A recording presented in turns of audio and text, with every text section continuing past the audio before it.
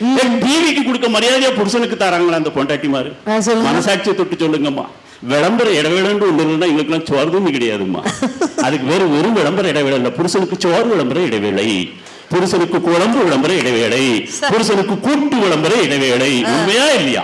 நான் அந்த கேப் பார்த்து தான் போவேன்.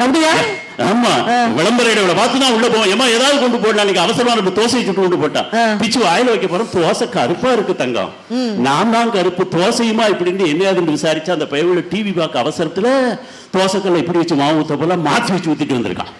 எப்படி நடக்கு பாருங்க. நான் என் வீட்டுக்காட்ட ஒரு நாள் கேட்டேன், என்ன ஆனா ஒருவேளை ஊருக்கு போயிட்டா சாப்பாட்டுக்கு என்ன பண்ணுவீங்கன்னு.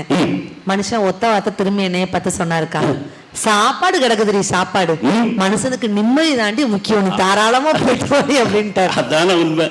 அந்த விளம்பரம் உண்மையிலே கேட்டேன். அந்த டிவின்னு ஒண்ணு வந்து அதான உண்மைன்னு உடல நடுவரை எதிர்த்து பேசுவீங்களா? இல்ல, நடப்பு பூரா கொஞ்சம் நடுவரை எதிர்த்து பேசிருக்கீங்களா நீங்க? ஏன்னா திடீர் சாம்பாருங்க, திடீர் இட்லிங்க, திடீர் புளியோதரங்க சாப்பிட்டவங்களா திடீர்னு மேல போய்கிட்டு இருக்கோம். உண்மையா இல்லையாமா? அப்படியா நல்ல உணவு சாப்பிட்டா நாளாச்சு. அந்த வேதனையின் வடிவம். 100 ரூபாய்க்கு என் தாயெல்லாம் பிளவுஸ் போடாட்டா கூட அழகு. உண்மையா இல்லையாமா? அப்பெல்லாம் உள்ள பெண்கள் தெரியும், அந்த அளவு அழகா இருப்பாங்க. அந்த பெரியம்மாட்ட கேட்டா தெரியும். இப்ப பூரா பாருங்க 100 ரூபாய்க்கு பிளவுஸ் பிட்டு எடுக்கா, 2000 ரூபாய் 3000 ரூபாய் தைய கூலி கொடுக்க. உண்மையா இல்லையாம்மா? யாராவது இல்லன்னு சொல்ல முடியுமா? அந்த 4 பேர் மட்டும் கைத்தல கொடுத்தாங்கன்னா அனுபவிச்சுட்டு இருக்கோம். அவங்க 4 பேர் தான் 4000 கொடுத்திருக்காங்கன்னு அர்த்தம்.